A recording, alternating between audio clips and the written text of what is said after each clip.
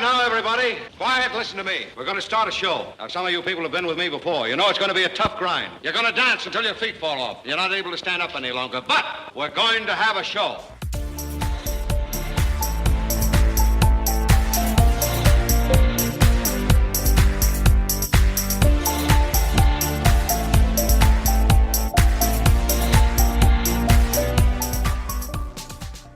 Hello and welcome back to the Pink Door podcast. Glad to be back. Today, we are looking at a real estate market that is just so incredibly starved for inventory that buyers are literally throwing down nearly $670,000 in hard cash just to live inside an abandoned 75-year-old American Legion Hall. Yeah, it's wild. It really is. It's crazy. We are taking a deep dive into the July 2026 data for Kingston, Massachusetts, specifically zip code 02364. Right. And the mission for this deep dive is to get past the raw MLS data, to figure out the actual mechanics driving these sales right now on the South Shore. And, to the listener out there, whether you are trying to prep a family estate to sell or you're just looking to edge your way into what's become one of the most competitive markets around, understanding the underlying why of these numbers is, well, it's your only strategic advantage right now. Absolutely. Because a spreadsheet just tells you what happened. We need to look at how and why it happened, because the Kingston market right now is behaving in ways that seem honestly entirely contradictory until you unpack the underlying mechanics. Contradictory is like the perfect word for it. Just looking through the stack of July sales, the diversity is staggering. Oh, yeah. You have that American Legion post-rehab. You have these tiny coastal cottages sparking frantic bidding wars. And then hovering above everything is this wild metric. The list to sold ratio. Exactly.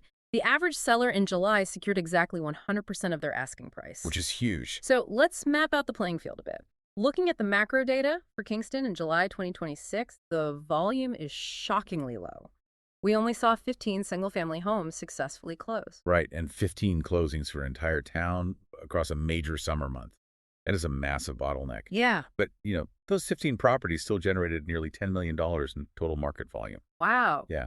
The median sold price settled at $626,500. And homes spent a median of just 18 days on the market. 18 days. Barely over 2 weeks. But the defining metric, the engine driving the entire Kingston market right now, is that inventory is sitting at an incredibly tight 2-month supply. And when you look at a 2-month supply, you're essentially looking at a local economy that is functionally out of houses. Exactly. I always liken it to trying to get a ferry to the Cape on like the morning of July 4th. Oh, that's a good comparison. Right. The boats are full, the standby line is wrapping around the parking lot, and if someone offers you a ticket, you do not try to negotiate a 5% discount. No, you just take it. You pay whatever they ask. And that explains the 100% list to sold ratio.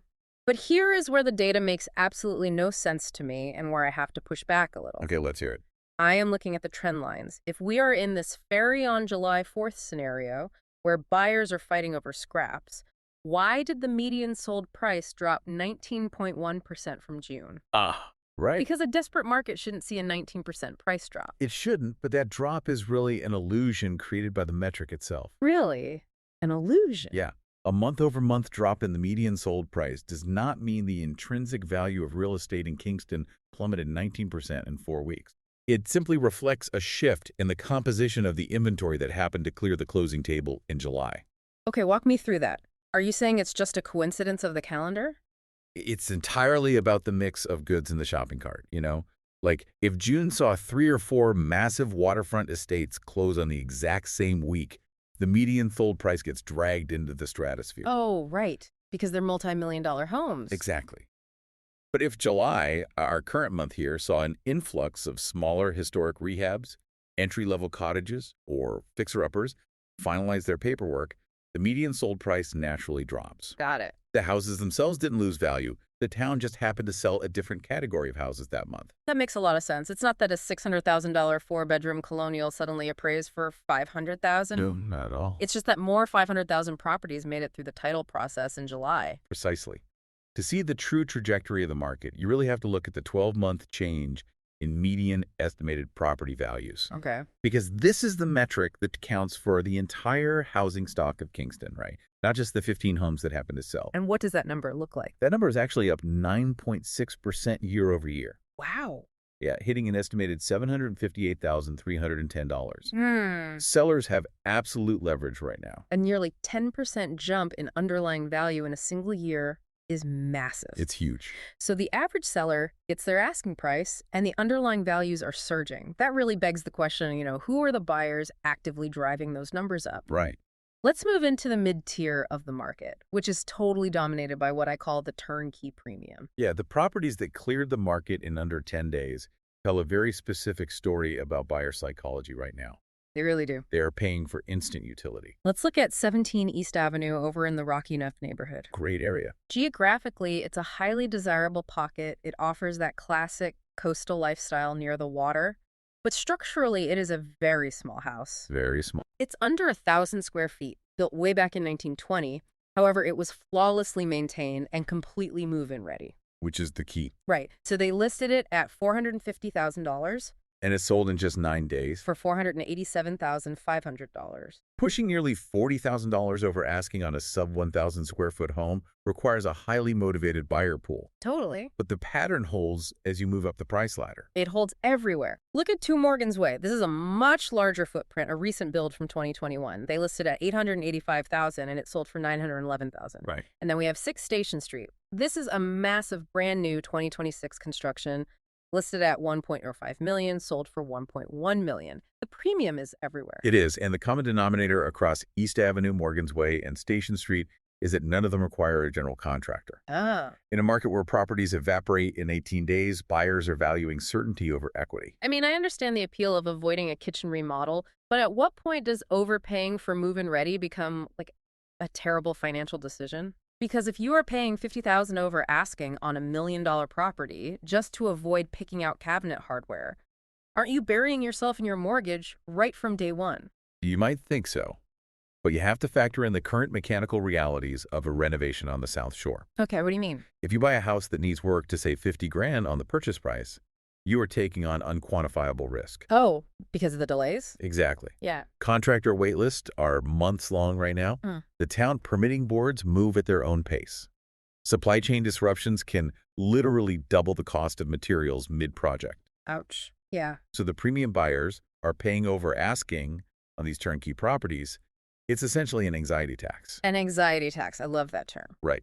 They are buying the mathematical certainty of knowing exactly what their monthly output will be without a surprise $30,000 plumbing disaster hovering over their heads.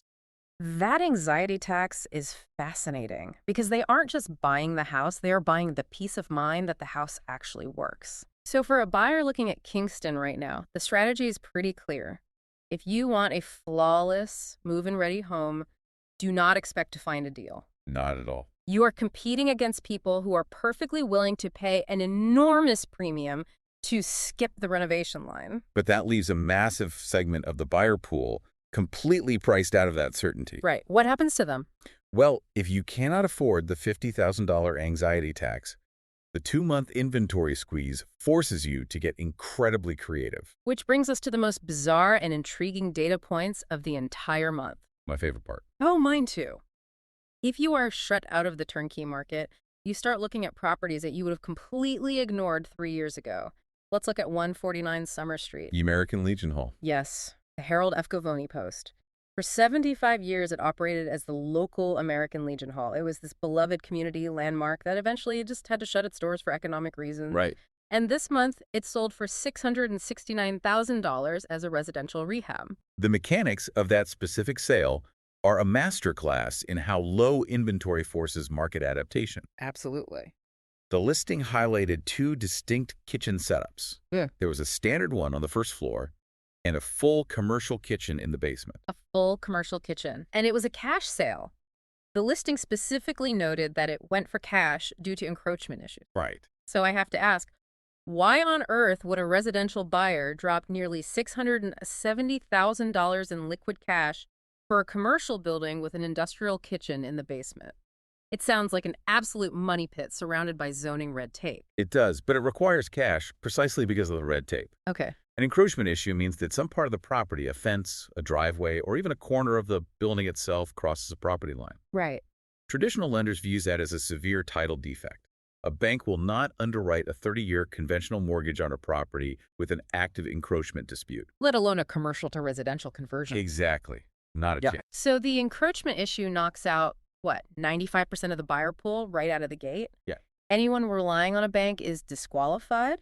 Leaving only the cash buyers who actually possess the capital to resolve the property line dispute, navigate the town zoning board to officially reclassify the use from commercial to residential, and execute a massive architectural overhaul. Wow. But the payoff is immense. You're taking a cavernous historic community hall and turning it into a completely custom loft-style residence. That is the ultimate sweat equity right there. It really is. And the hunt for potential isn't just limited to commercial spaces. Okay. Look at the historic single-family homes that moved in July. Mm-hmm. We had 33 Indian Pond Road, which is a beautiful anti-colonial, originally built in 1790. Beautiful property. It sold for $660,000, which was $10,000 over asking. It features multiple fireplaces, mellow wood floors, and incredibly, a 100-year-old rosebush on the grounds. The marketing for that property leaned heavily into the town's reputation, too.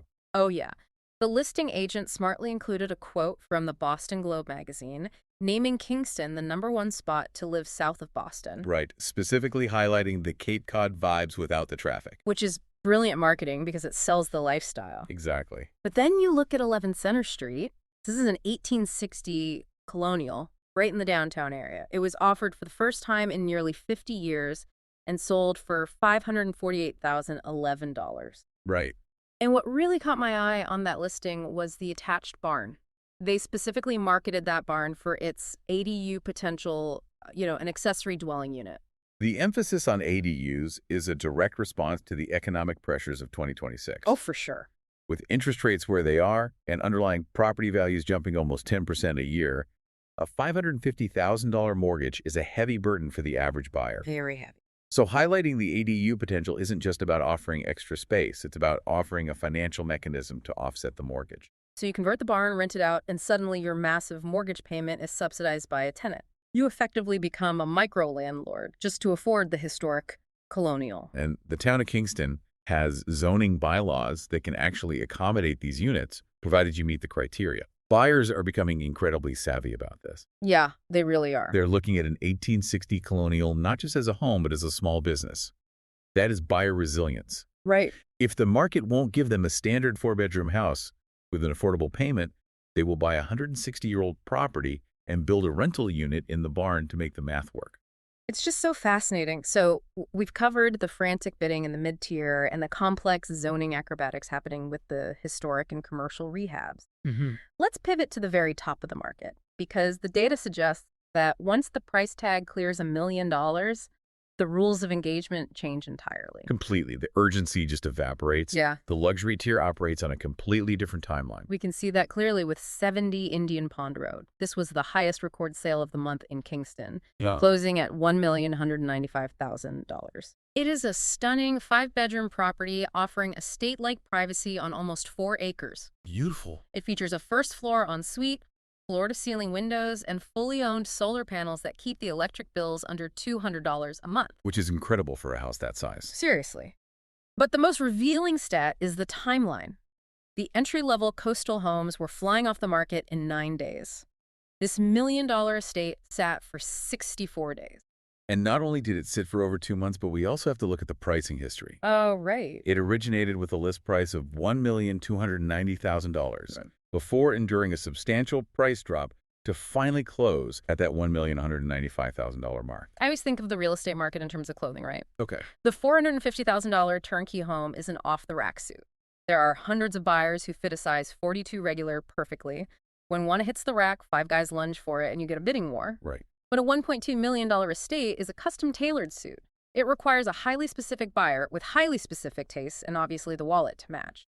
Finding that one person takes significantly more time. Your analogy is close, but there's a crucial flaw in how buyers view luxury properties. Okay, what is it? A custom suit is tailored specifically for the person buying it. When a buyer walks into 70 Indian Pond Road, they are being asked to pay $1.2 million for a custom suit that was tailored for the previous owner. Oh, that is a great point. Right. The floor-to-ceiling windows and the specific layout of the ensuite, that was all designed for someone else's lifestyle. Exactly. At $1 million and above, the buyer pool shrinks dramatically.